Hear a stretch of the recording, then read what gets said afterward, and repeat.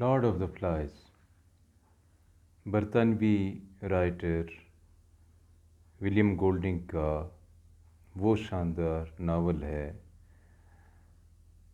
جو انہوں نے 1954 میں لکھا اور جس نے ان کو 1983 کا نوبل انعام برائے ادب کا حقدار بنایا۔ بہت ہی مختصر ناول ہے لیکن بہت شاندار، کیا بات ہے اس کی۔ ولیم گولڈنگ جو برطانوی تھے وہ 1911 میں پیدا ہوئے اور پھر 1993 میں ان کی موت واقع ہوئی۔ انہوں نے اتنا خوبصورت ناول لکھا کہ اس نے سب کو حیران کر دیا اور ایک عجیب سے بحث کی ابتدا کی جو بالکل فلسفیانہ بحث تھی۔ بہرحال اس ناول میں دوسری جنگ عظیم کا زمانہ دکھایا گیا ہے۔ ہر طرف آگ لگی ہوئی ہے۔ ایک ہوائی جہاز یا ہم کہہ سکتے ہیں ایک مسافر جہاز سمندر کے اوپر سے گزر رہا ہے۔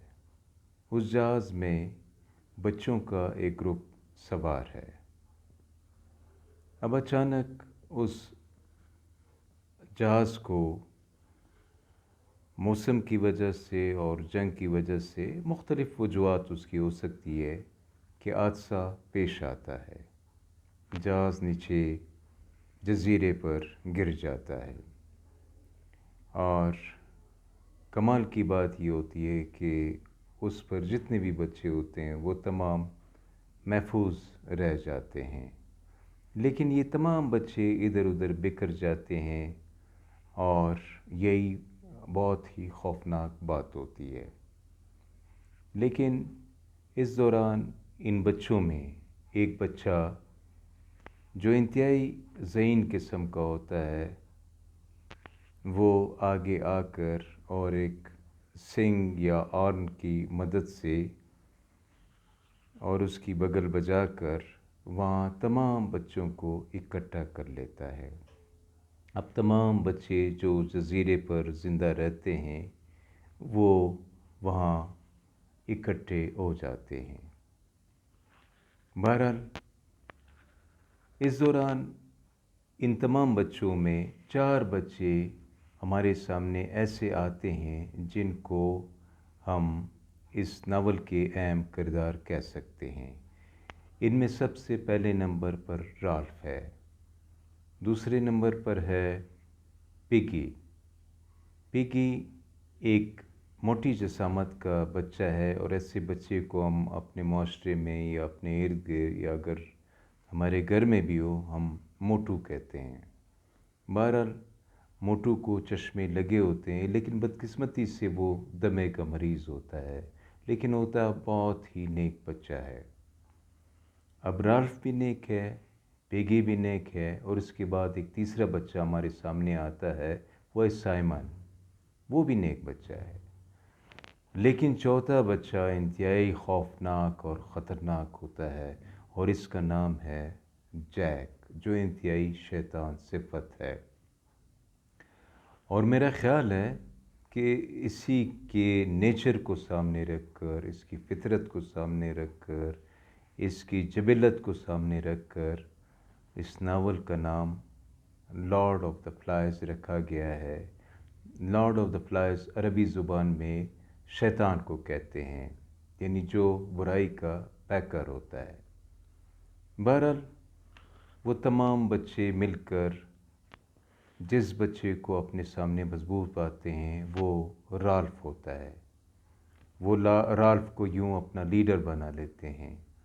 جیک چاہتا ہے کہ وہ اس گروپ کا لیڈر بنے لیکن بچے اسے پسند نہیں کرتے کیونکہ وہ ان سب کو تنگ کرتا ہے اور پگی کو تو اسپیشلی اور خاص طور پر وہ تنگ کرتا رہتا ہے۔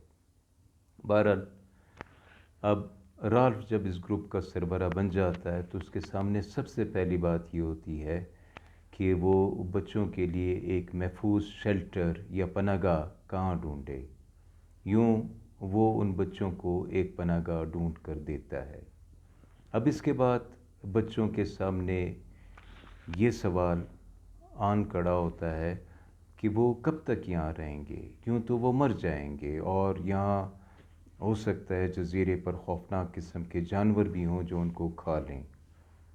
یوں رالف کہتا ہے کہ آؤ ہمارے سامنے جو پہاڑی ہے اس پر ہم لوگ چڑھ کر وہاں آگ کو روشن کرتے ہیں، ہو سکتا ہے اس کے شعلوں پر اور اس کے دھوئیں پر قریب سمندر میں کوئی جہاز گزر رہا ہو، وہ آ کر ہماری مدد کرے۔ یوں تمام پہاڑی کے سرے پر پہنچ جاتے ہیں، لیکن ان کے پاس ماچس کی ڈبیاں نہیں ہوتی اور یہ حیران ہوتے ہیں کہ آگ کس چیز سے روشن کرے۔ لیکن وہ یہاں پگی کے اینک کی مدد لیتے ہیں، جس کے شیشوں کی مدد سے اور سورج کے شعاؤں کی مدد سے وہ آگ کو روشن کر دیتے ہیں۔ بہرحال وہ بچے نیچے آ جاتے ہیں۔ اب اچانک آسمان سے خوفناک آواز آتی ہے، کوئی دو خوفناک قسم کے جنگی جہاز ایک دوسرے سے ٹکرا جاتے ہیں، اور پیراشوٹ میں ایک شخص جو مر چکا ہوتا ہے وہ آ کر جزیرے پر گر جاتا ہے، جو ایک لاش ہوتی ہے، اور اس کو بھی دیکھ کر بچوں کا خوف زیادہ ہو جاتا ہے۔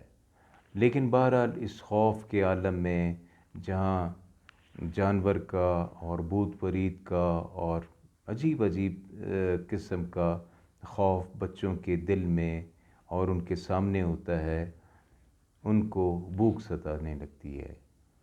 اب رالف شکاریوں کا ایک گروپ بناتا ہے اور جیک کو اس گروپ کا سربراہ بناتا ہے۔ وہ کہتا ہے کہ جاؤ تم لوگ یہاں کسی سور کو ڈھونڈ لو جس کا گوشت ہم لوگ بھون کر کھا لیں اور آج کی رات گزار لیں۔ یوں جیک اپنے ساتھ چند لڑکوں کو لے کر آگے نکل جاتا ہے، اور اس سے پہلے بھی کسی نے وہاں پر سور کو دیکھا ہوتا ہے۔ یوں وہ سور کی تلاش شروع کر دیتے ہیں اور بالآخر ایک سور کا شکار جیک اور اس کے ساتھی کر لیتے ہیں اور اس کو رالف کے پاس لاتے ہیں۔ اب یہاں ہم جیک کے برے نیچر کو دیکھتے ہیں، اس کی بری فطرت کو اور اس کے ظالم ہونے کو، جب وہ بے دردی کے ساتھ اس سور کے جسم سے اس کا سر علیحدہ کر دیتا ہے اور اسے ایک لکڑی پر ٹانگ دیتا ہے۔ اب جب اس زخمی سر پر بہت ساری مکھیاں اس جنگل کی یا اس جزیرے کی جمع ہو جاتی ہیں، تو سائمن کو یوں لگتا ہے، جب ایک بچہ اسے اس سر سے ڈرانے لگتا ہے، کہ جیسے وہ کوئی زندہ کردار بن جائے اور سائمن کو یہ کہے کہ تم انسان بہت ظالم ہو، تم کو جب بھی موقع ملتا ہے تمہارے اندر ایک شیطان زندہ ہوتا ہے، شیطان موجود ہوتا ہے، اور وہ تم کو اپنی لپیٹ میں لے لیتا ہے اور تم لوگ یوں ایک دوسرے کو نقصان پہنچانا شروع کر دیتے ہو۔ یوں ہوتا بھی یہی ہے، اور یہی تھیم اس ناول کا بھی ہے۔ اب بچے جب سور کا گوشت بھون کر کھا لیتے ہیں تو بچے اپنے نیچر کے مطابق شرارتیں شروع کر دیتے ہیں۔ اس میں جو جیک کا گروپ ہوتا ہے شکاریوں کا، اس کے بچے بڑے ہی زیادہ وہ ہوتے ہیں، شیطان قسم کے اور انتہائی خوفناک قسم کے اور ظالم قسم کے۔ وہ مستی میں آ کر پگی کو مار دیتے ہیں۔ پگی سے ویسے بھی جیک جیلس رہتا ہے، اس سے خوش نہیں رہتا، اس کو تنگ کرتا رہتا ہے۔ یوں ہم دیکھتے ہیں کہ اس کے بعد وہ سائمن کے پیچھے پڑ جاتے ہیں کہ اس کو ہم لوگ قتل کریں، اور پھر وہ رالف کے پیچھے بھی کہ رالف کو قتل کیا جائے۔ لیکن رالف اپنے جان کو بچانے کے لیے وہ جزیرے کی سمندر کی طرف بھاگ پڑتا ہے۔ وہاں سمندر کے کنارے اچانک وہ دیکھتا ہے کہ ایک جنگی بحری جہاز وہاں سے گزر رہا ہے، جس پر اس کے ملا اور سٹاف موجود ہے۔ یوں وہ کپڑے کے اشارے کی مدد سے وہاں موجود سٹاف کو اور ان کے آفیسرز کو خبردار کر دیتا ہے کہ کوئی ہمیں مدد کے لیے بلا رہا ہے۔ اب جاز کے آفیسرز جب جزیرے پر آتے ہیں تو تمام بچے اس کے پاس جا کر رونے لگتے ہیں اور یوں وہ بچے مرنے سے بچ جاتے ہیں۔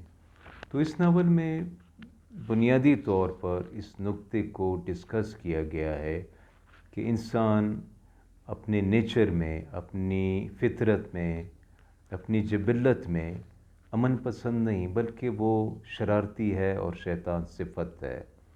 مصیبت یہ ہے کہ اس کو موقع ملے تو فوراً ہی اپنے ہم جنسوں کو مارنا شروع کر دے گا۔ انسان کو اگر اس وقت کسی چیز نے روکا ہوا بھی ہے تو وہ ہے اس کی